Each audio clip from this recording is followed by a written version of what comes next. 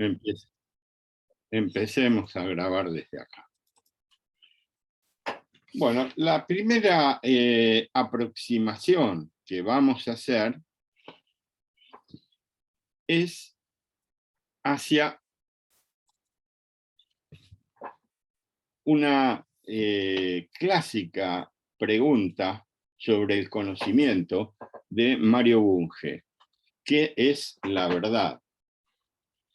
Y entonces, la verdad tiene un concepto semántico de verdad. Todos creemos que los hechos pueden ser verdaderos o falsos, y los hechos solo pueden ser reales o imaginarios. Y la interpretación de esos hechos puede ser verdadera o falsa, y en ciencias debe ser probada. Y así es como llegamos a una verdad científica, o lo que nosotros conocemos como un concepto científico. También hay un concepto gnoseológico de verosimilitud. Verosimilitud quiere decir una propuesta que parezca verdadera, pero que algo sea verosímil no indica que sea verdadero.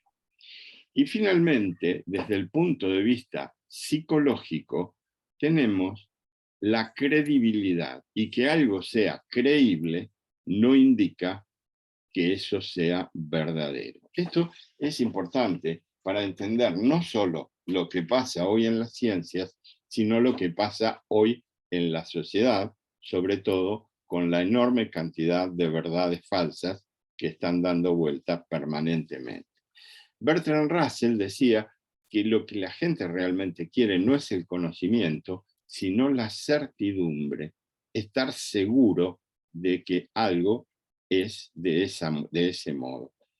Y lo retruca Robert Barton, un sociólogo de mucha importancia, que afirma que la certeza es una emoción que se percibe como un conocimiento, pero que no necesariamente sea un conocimiento. Y esa certeza, esa emoción, es la que generalmente lleva a las discusiones que no terminan en nada, porque son discusiones desde la certeza que tiene uno de los participantes de que algo es como él lo dice. Vamos a ver cómo trasladamos esto a la medicina. La medicina tiene una parte que son los conocimientos, que se adquieren a través de los trabajos controlados y aleatorizados, de las revisiones y, en muchos casos, de los metaanálisis que se pueden hacer de los trabajos controlados y aleatorizados de buena calidad. Pero esto no es la medicina, este es el cuerpo de conocimientos que respalda la medicina. En la medicina es importante la experiencia, que nos pone en contexto nuestro conocimiento. Pero todavía, para el médico asistencial que ve a un paciente, con los conocimientos y el contexto, no alcanza para definir el diagnóstico. Y esto necesita de una cierta creatividad. Y lo que tenemos que empezar a entender es que el diagnóstico clínico tiene un porcentaje de error que es bastante constante cuando el médico ya está formado.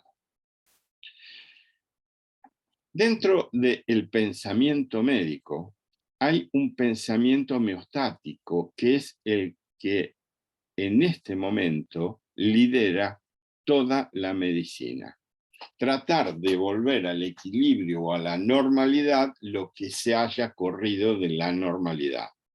Se hacen correcciones terapéuticas hacia la normalidad. Si un diabético tiene alta la glucemia, buscamos la forma de bajársela. Si un hipertenso tiene alta la presión, buscamos la forma de bajársela.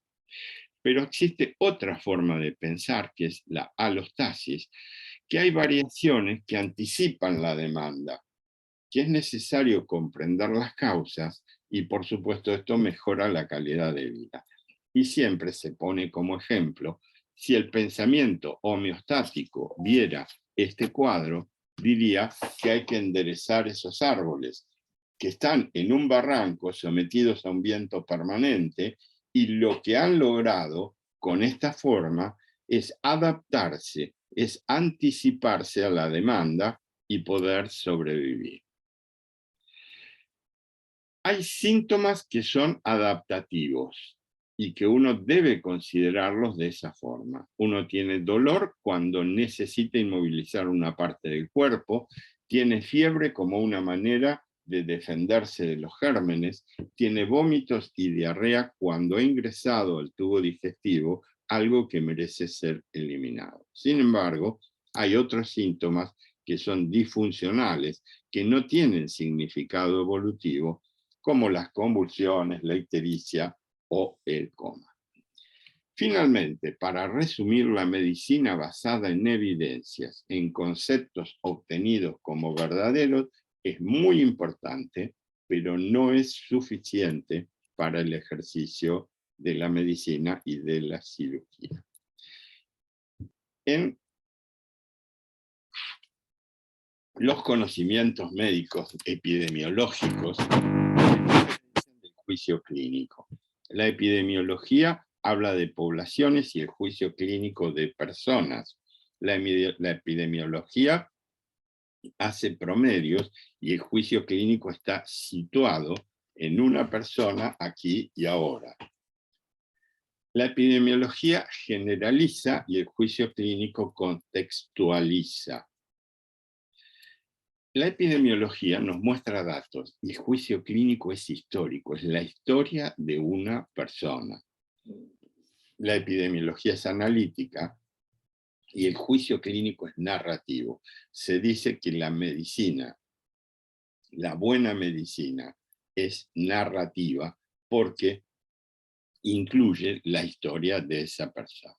Y la estadística biológica responde a la epidemiología como la biografía responde al juicio clínico. La psicología cognitiva nos habla desde la ciencia que el cerebro procesa la información en un sistema de proceso dual. Ya vamos a ver qué importancia tiene esto. Hay un tipo 1 que es automático e intuitivo. Es más rápido, es más falaz, es útil en lo cotidiano. Ustedes ven algún suceso y rápidamente comprenden la situación y actúan. Pero hay un tipo 2 que es controlado y analítico, que analiza sistemáticamente y racionalmente la situación, es más laborioso, más seguro, es más útil en lo complejo y sobre todo es más útil en el no experimentado, en aquel que con la experiencia no ha desarrollado su intuición. ¿Cómo se ve esto en el método clínico de diagnóstico? El paciente se nos presenta con signos, con síntomas, en un contexto. Y nosotros lo pasamos por nuestro procesador de patrones. Si reconocemos el patrón que nuestro paciente nos dice, que tiene dolor abdominal en la fosa ilíaca derecha, que ha tenido un poquito de temperatura, que el dolor es continuo, rápidamente nos enfocamos hacia un diagnóstico. Por supuesto, esto depende de la experiencia del médico, de su personalidad. Pero si no reconocemos el patrón, tenemos que usar el sistema analítico, que depende de las habilidades intelectuales, del pensamiento lógico.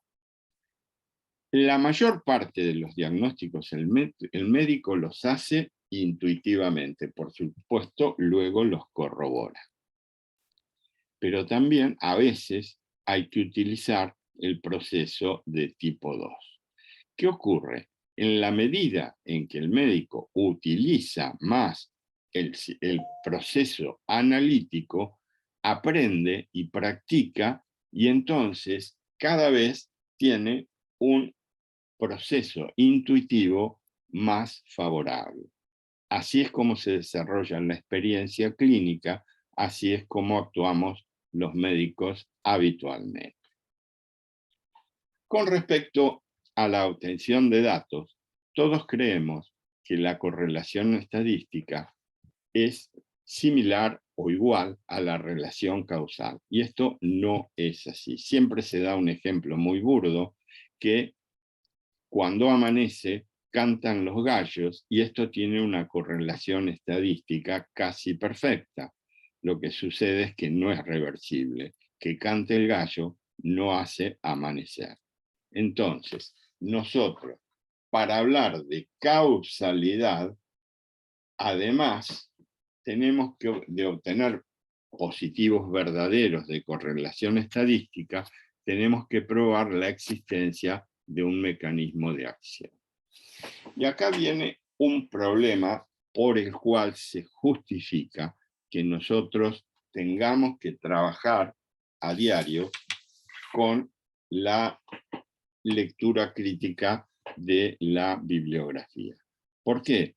Porque hay manipulación del conocimiento y también de la acción de los grupos humanos. Yo les voy a contar una historia que ustedes pueden ampliar. Inclusive hay una tesis de la Facultad de Humanidades, yo después les voy a mandar la cita, de 2019, que habla justamente de sociología del Big Data. ¿Qué es lo que nos dicen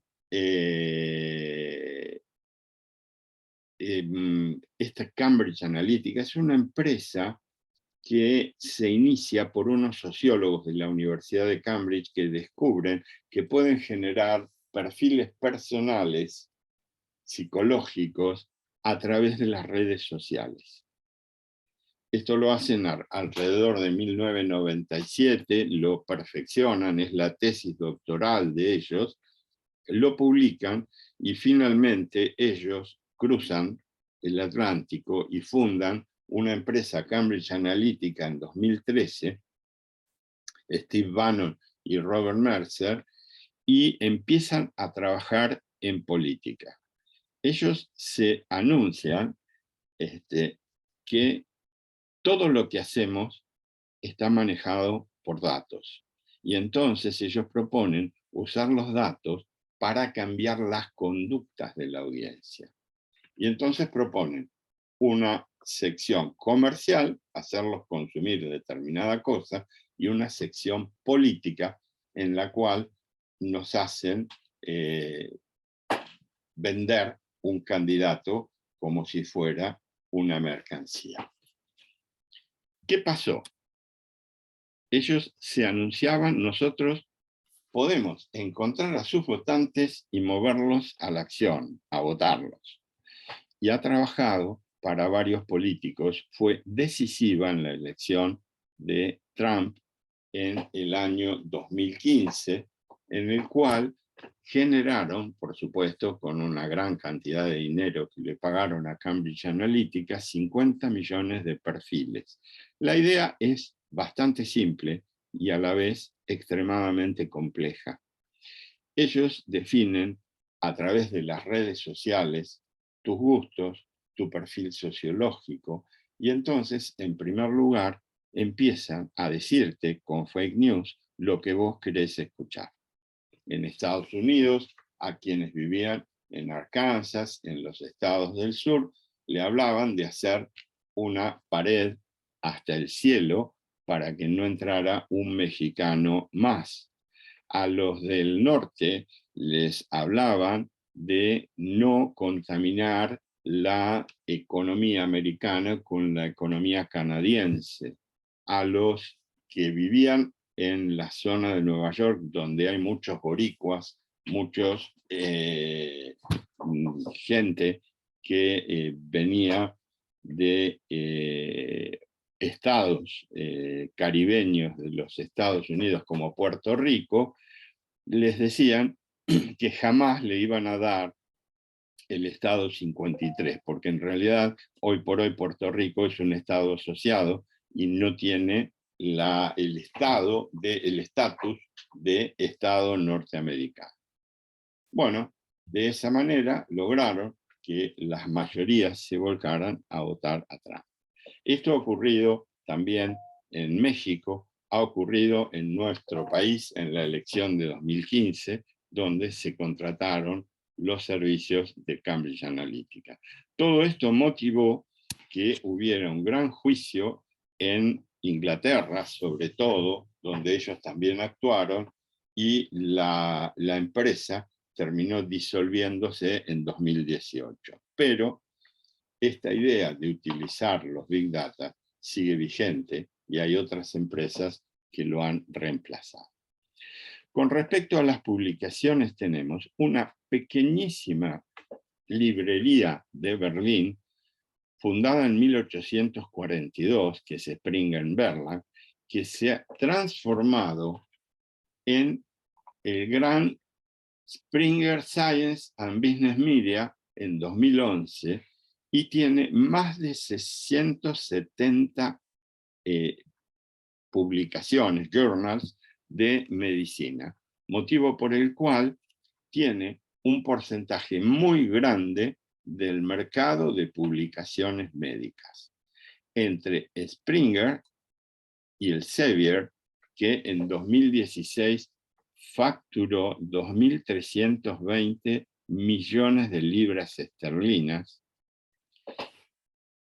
son los dos grandes conglomerados que condicionan lo que se publica. Por supuesto, es fundamental para publicar en el Elsevier o en Springer Verlag ser una referencia en la bibliografía, tener como referencia otras publicaciones del mismo grupo. Esto va condicionando siempre la verdad.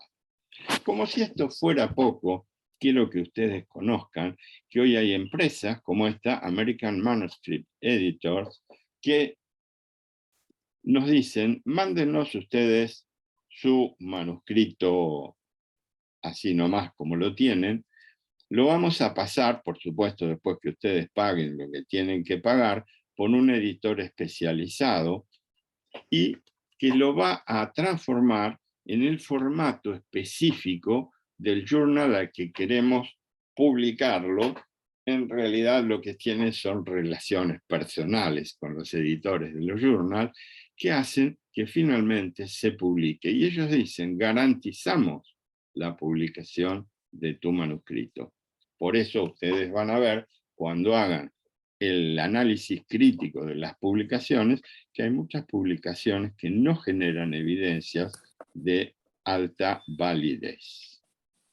Finalmente, en la revista Nature, allá por 2016, aparece un trabajo que revolucionó todo, que habla de una crisis de reproductibilidad.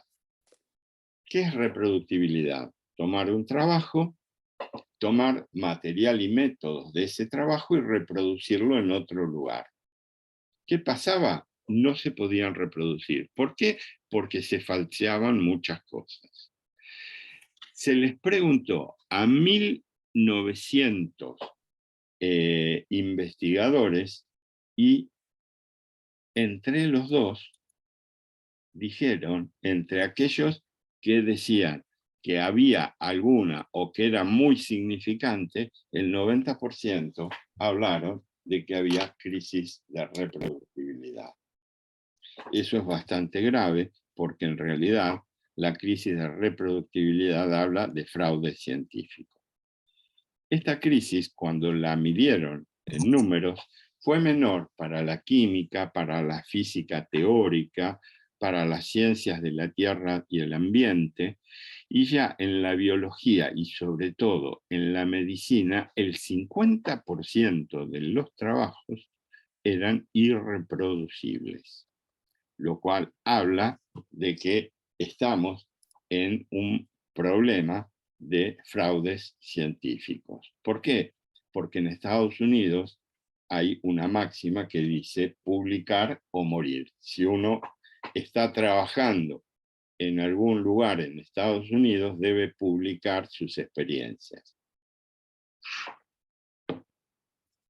Bueno, y esto finalmente es un manifiesto que apareció en el Nature Human Behavior al año siguiente, en el 2017, y es un manifiesto de la ciencia reproducible. ¿Qué es lo que dice? Todas las macanas que se hacen. Hay una falla en el control de los sesgos. Hay uso de estadísticas de bajo poder. Hay pobre control de el levantamiento de los datos en el campo. Pero lo más grave se da en el análisis de esos datos y en la interpretación de los resultados, un fenómeno que se conoce como p-hacking. Y en realidad es cuando tienen los resultados, rehacen la hipótesis. O sea, transforman el trabajo de acuerdo con los resultados. ¿Por qué? Porque en general los trabajos cuestan dinero y si se obtienen resultados negativos, no se publican. Ese es otro de los sesgos de la ciencia hoy en día. Si esto fuera poco, en épocas de la pandemia, una de las revistas más importantes del mundo, el British Medical Journal de Yale, generó una publicación electrónica que es preprint, o sea, no está sometidas a revisiones por árbitros y entonces prácticamente se publica cualquier cosa. Eso se hizo sobre todo para publicar las primeras experiencias rápido con el COVID-19 y el SARS-CoV-2, pero después ya quedó y hoy en día todavía se publican trabajos sin ser referiados, sin ser revisados editorialmente. Bueno, vamos a lo nuestro. La lectura crítica. Ya habíamos dicho que es una evaluación sistemática de las fortalezas y debilidades de una publicación. Quiero parar acá por si ustedes quieren hacer alguna pregunta hasta acá. ¿Quieren preguntar algo? Los he traído por un camino realmente de generar inseguridades, pero esa es la gran realidad en la que estamos inmersos. Bueno, si no quieren preguntar nada, vamos a continuar con lo nuestro. Ya habíamos dicho ayer que la lectura crítica se utiliza luego de ver las revisiones y de ver las guías prácticas. Cuando uno las utiliza, debe ir a buscar los trabajos originales para fijar ese conocimiento. La validez interna de un trabajo puede ser interpretada de muchas maneras. Esta es la más simple, la que utilizaba Sackett al comienzo de la medicina basada en evidencia. Pero me parece que es interesante que ustedes la conozcan para poder fácilmente ubicar el trabajo que están analizando. Y estos son los niveles de evidencias y grados de recomendación, dependiendo de el tipo de trabajo que se trate. Trabajos de terapias, de etiología y daño, de pronóstico, de diagnóstico y estudios económicos. ¿Cuál va a ser su primera aproximación? A ver si un estudio es un estudio experimental o observacional no intervencional. Si fuera observacional, puede ser descriptivo, trabajos de muy poco valor, que son los trabajos de incidencia y prevalencia. Pero los trabajos analíticos son muy comunes en la investigación clínica. Estudios de una cohorte o estudios de casos y controles o experimentos naturales.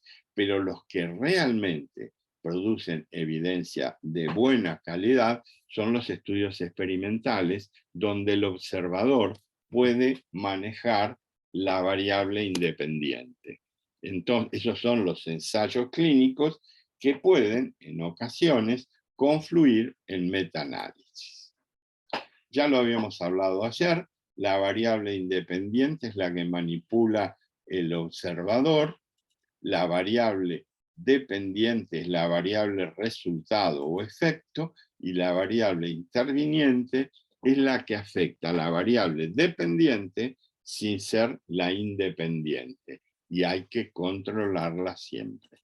El ejemplo que dimos era cirugía abierta versus cirugía laparoscópica de paredes, siendo la variable independiente la cirugía laparoscópica. La variable dependiente es el dolor posoperatorio, la estadía en el hospital, el costo, la recidiva y las complicaciones. La variable interviniente, hay muchas más: el tipo de hernia, el índice de masa corporal, la nutrición, si fuma, y otras variables contextuales, como por ejemplo que el sujeto viva solo, que el sujeto no tenga recursos para su alimentación y para su vida.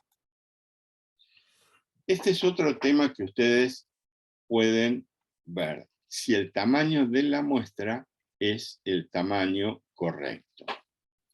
Cuando yo comencé a hacer estos trabajos y no había computadoras, era muy difícil, había que hacer unos cálculos que incluían raíz cuadrada y los hacíamos con unas calculadoras eléctricas, pero hoy en día tienen la posibilidad de utilizar las calculadoras de tamaño muestral. Por ejemplo, vamos a calcular el tamaño de una muestra para hacer un trabajo de cáncer de colon en Argentina que tiene una incidencia de 20,3 por 100.000, unos 15.692 casos al año.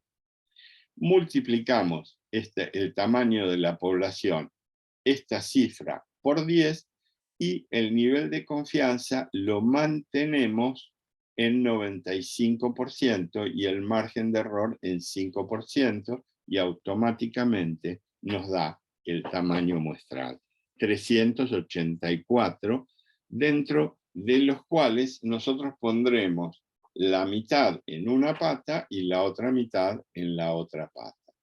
Entonces, ya sabemos que nosotros podemos,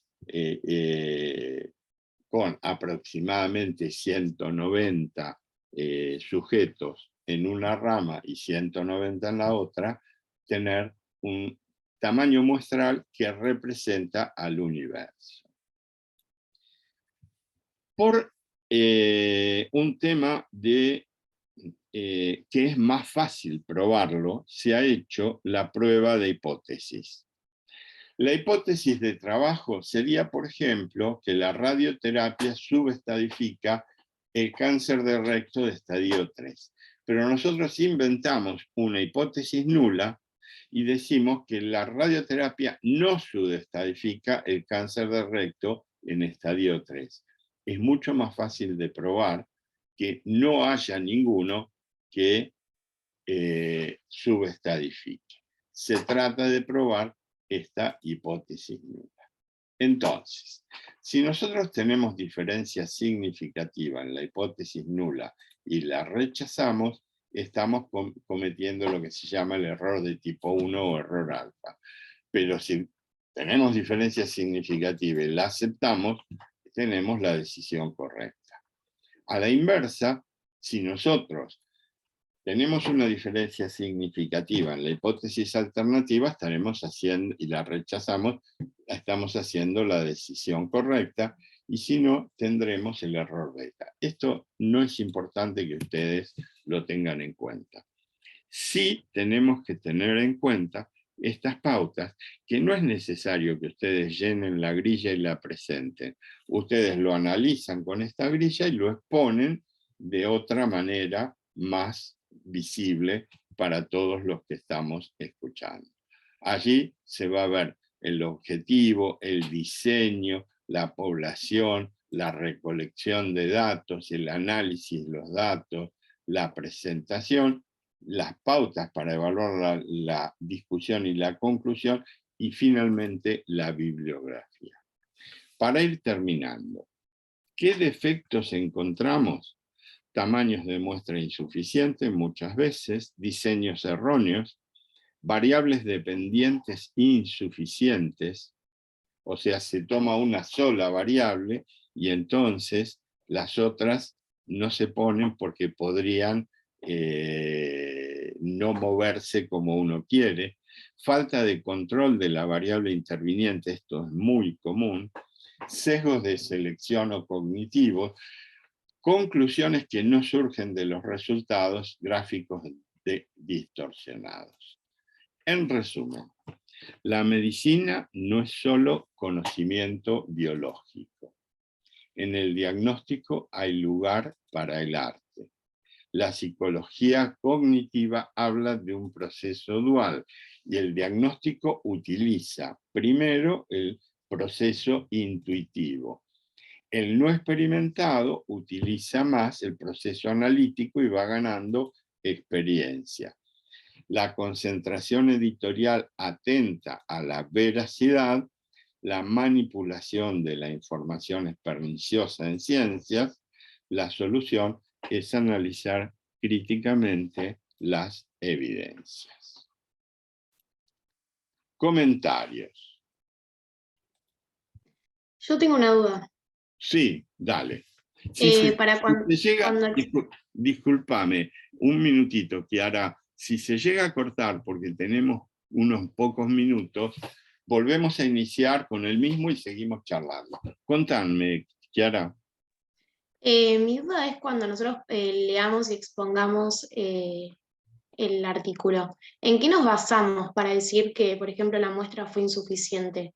¿Hay algún punto de corte o obvio que hay números que sabemos que son insuficientes, pero ¿en qué nos podemos basar para darnos cuenta? No debe ser intuitivo. Precisamente No, por eso en el pregunto. cálculo que se hace de la validez de una muestra que representa el universo. Y para eso yo te he mostrado un programita que lo calcula.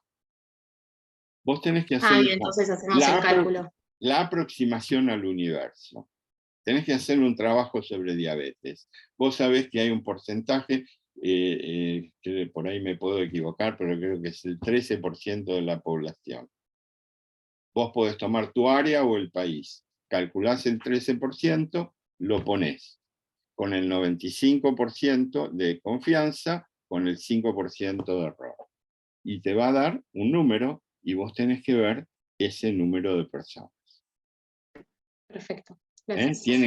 Tienen que ser incluidas en el trabajo. Vos fíjate que nosotros arrancamos con 690.000 cánceres de colon en 10 años, es lógico calcular 10 años, y terminamos con 384 casos divididos en las dos patas del trabajo. Por ejemplo, que a uno le hagamos adyuvancia y al otro no le hagamos adyuvancia. ¿Se entiende? Profe, por eso multiplicaste por 10, o sea, por esos 10 años. Multipliqué por 10 para generar un universo.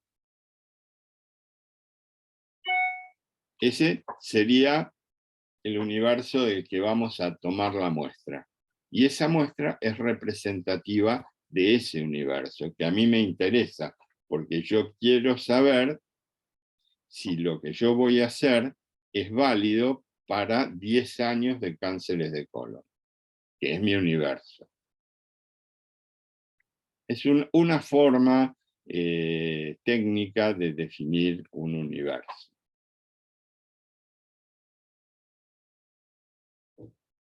De todos modos, cualquier duda que tengan, inclusive yo debo tener algunos videos de presentaciones de alumnos y se los puedo mandar. Nos queda un minuto. ¿Alguien más quiere hacer una pregunta? Si es porque se va a cortar en cualquier momento.